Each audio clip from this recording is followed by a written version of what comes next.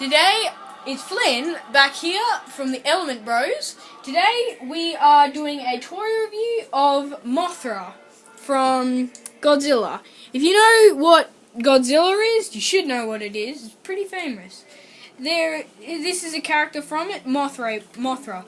But this is Lava Mothra, and yeah, it is about 6 inches, I'll say. Yeah, it's got a wide variety of little bit of pattern. There's not that much. As you can see, it says, you probably can't see it, but it says made in China, even though it's a Japanese film, which is a little bit strange.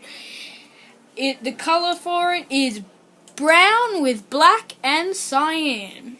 As you can see, the only bit that moves is its head, which is really hard to move. He's got little mandible things. He's got the black mouth that shoots out the spit. This was a short video.